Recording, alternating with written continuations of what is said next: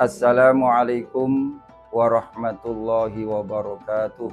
A'udzu billahi minasyaitonir rajim. Bismillahirrahmanirrahim. Alhamdulillahilladzi ja'ala as-siyama min ahadi arkanil Islam wa ja'alahu ibadatan badaniyatan sirriyatan linailit taqwa wa nahan nafsi 'anil hawa fil ajsam. Wassalatu wassalamu ala sayyidina Muhammadin khairil anam wa ala alihi wa ashabihi wa man tabi'ahum bi ihsanin ila yaumil ziham. Amma ba'd. Yang terhormat para pemirsa, terutama keluarga KMF Matholiul Falah, sebelum saya menyampaikan apa yang menjadi tugas saya, marilah kita senantiasa bersyukur kepada Allah Subhanahu wa taala atas nikmat yang telah dikaruniakan kepada kita semua, terutama kita semua sekarang dalam bulan Ramadan, bulan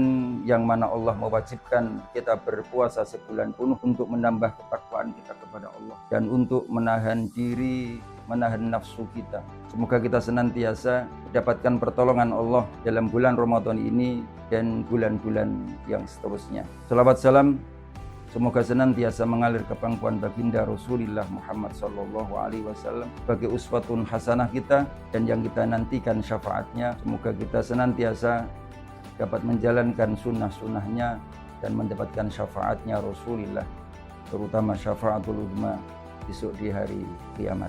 Hadirin hadirat pemirsa yang berbahagia, pada kesempatan yang mulia ini saya akan menerangkan tentang imsak dalam berpuasa, kemudian dikaitkan dengan niat. Telah kita ketahui bersama bahwa puasa itu menurut lughat adalah al-imsak. Al-imsak artinya mencegah. Menurut syar'iyah, puasa adalah al-imsak anil muftir minal fajri ila ghurubis syamsi.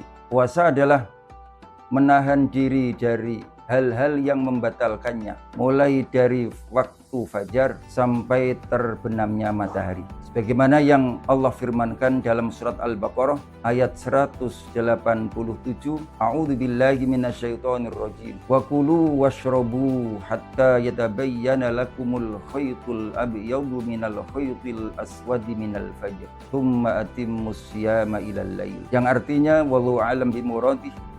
Makan dan minumlah hingga jelas bagimu perbedaan antara benang putih dan benang hitam, yaitu fajar. Kemudian sempurnakanlah puasa sampai datang malam. Ayat ini menerangkan bahwa puasa itu dimulai dari waktu fajar sampai dengan terbenamnya matahari. Kemudian kaitannya berpuasa dengan imsak, yang mana kita ikut dengan madhabnya Imam Syafi'i. Imsak itu merupakan hal yang disunnahkan. Imsak itu merupakan suatu kehati-hatian, perhatian. Sebagaimana Imam Syafi'i menukil dari hadisnya Rasulullah sallallahu alaihi wasallam. An Anas bin Malik radhiyallahu an anna Nabiyya sallallahu alaihi wasallam wa Zaid bin Thabit radhiyallahu an tasahhara falamma faragha min sahurihima qama nabiyyu sallallahu alaihi wasallam ila shalah fa shalla fa qulna li Anas kam kana baina faraghihima min sahurihima wa dukhulihima fis shalah qal fa qadri ma yaqra'ur rajul 50 ayat. Dari sahabat Anas bin Malik radhiyallahu an, sesungguhnya Rasulullah sallallahu alaihi wasallam dan sahabat Zaid bin Thabit radhiyallahu an berdua sahur. Kemudian ketika selesai dari sahurnya, Rasulullah shallallahu alaihi wasallam bergegas ke masjid menunaikan ibadah salat. Kemudian para sahabat bertanya kepada sahabat Anas, berapa jeda antara selesainya Rasulullah bersama Zaid bin Thabit dari sahurnya, kemudian Rasulullah menjalankan salat subuh.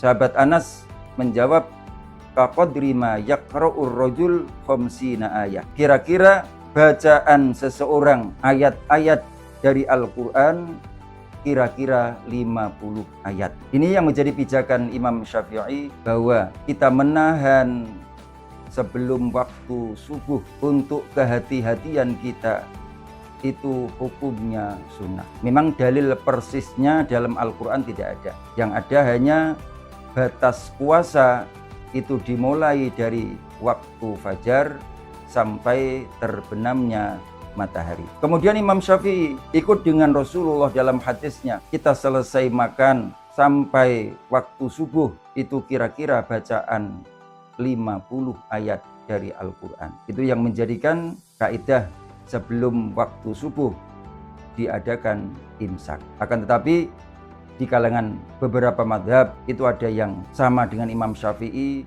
ada juga yang berbeda.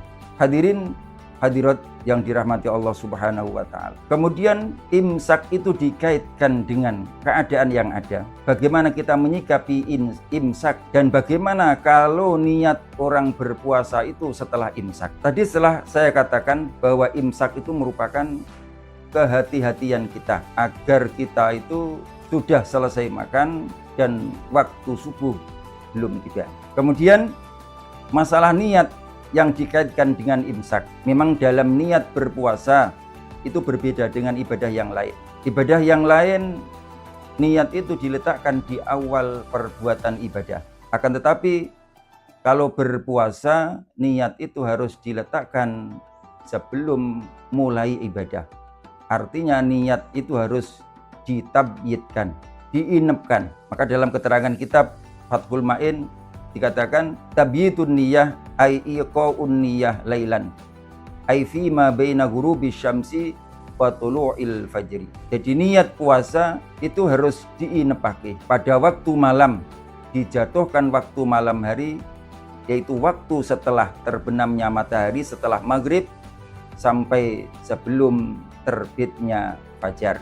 Maka dengan ibarat ini kita dapat mengambil kesimpulan kefahaman bahwa niat orang berpuasa itu harus waktu malam mulai setelah waktu maghrib sampai sebelum waktu fajar. Dan apabila niat itu bersamaan dengan waktu fajar, maka puasanya tidak sah.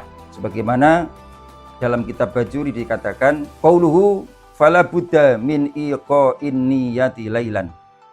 Ai qoulihi sallallahu alaihi wasallam malam yubayyid an-niyata qabla al-fajri fala siyamalah wa tabyid iqa'un niyati lailan fi ayyi juz'in min ghurubi syamsi ila tulu'il fajr fala yushtaratu fihi an-nisful akhiru min al-lail wa ulima min dhalika annahu law qaranat an-niyatul fajr lam yasihha shaumuhu. Bajuri juz 1 halaman 289. Dikatakan dalam dawuhnya tidak boleh, maka harus melakukan niat itu pada waktu malam.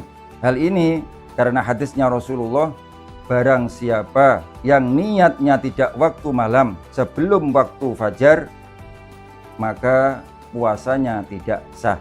Artinya at-tabyid, nginep pakai niat adalah niat itu dijatuhkan waktu malam di jam berapapun, yang penting mulai dari terbenamnya matahari, dari waktu maghrib sampai waktu terbitnya fajar. Tidak ada persyaratan niat itu harus dijatuhkan di akhir malam. Maka dengan ini dapat diambil kesimpulan, apabila niat itu bersamaan dengan waktu fajar, maka puasanya tidak sah. Hadirin yang berbahagia, dalam ibarat-ibarat ini dan hadis-hadisnya Rasulullah dan ayat Al-Quran, kesimpulan bahwa pertanda imsak menurut mazhab Syafi'iyah itu hukumnya sunnah untuk kehati-hatian kita agar tidak terlanjur menuju fajar,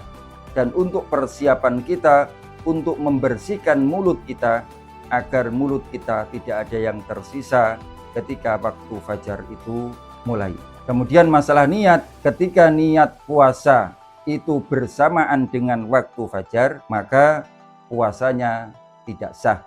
Niat itu harus dilakukan setelah waktu maghrib sampai sebelum waktu subuh. Andaikan setelah imsak itu masih makan, seumpamanya, masih boleh setelah imsak orang itu makan.